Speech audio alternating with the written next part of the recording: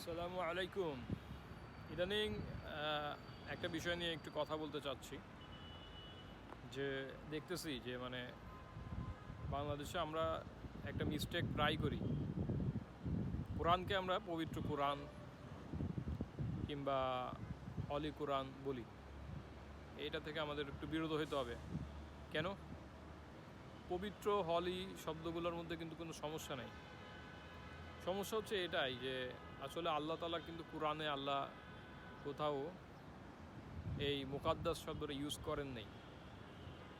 আমরা দেখি যে বাইতুল মুকাদ্দাস বলা হয়, মানে ইহুদি খ্রিস্টানদের সাথে এই মুকাদ্দাস শব্দটা বেশি সম্পর্কযুক্ত। কুদস, আল কুদস বলা হয়, কিংবা কিতাবুল মুকাদ্দাস বাইবেলকে বলা হয় যে হলি বাইবেল, হলি স্পিরিট, হলি ঘোস্ট।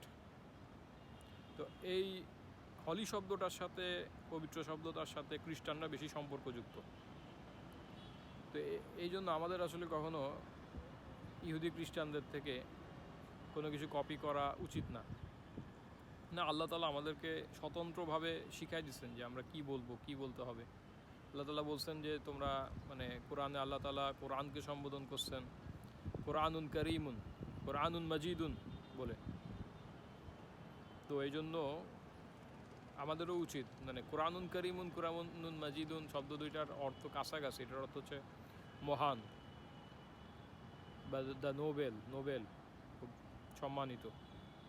তো এই জন্য আমরা বলবো যে দ্য নোবেল কোরআন শব্দটা আমরা ইউজ করব।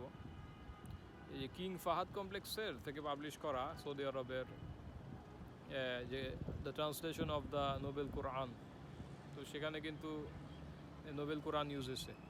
এবং ইদানিং আপনি দেখবেন যে যারা নলেজেবল মানুষ তারা কিন্তু নোবেল কোরআন শব্দটা ইউজ করে, যারা ওলামারা আছেন।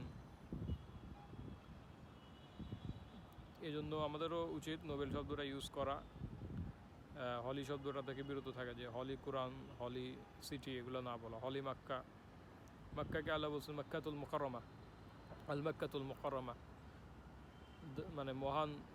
মহানগরী, মহান মক্কা, সম্মানিত মক্কা, সম্মানিত নগরী।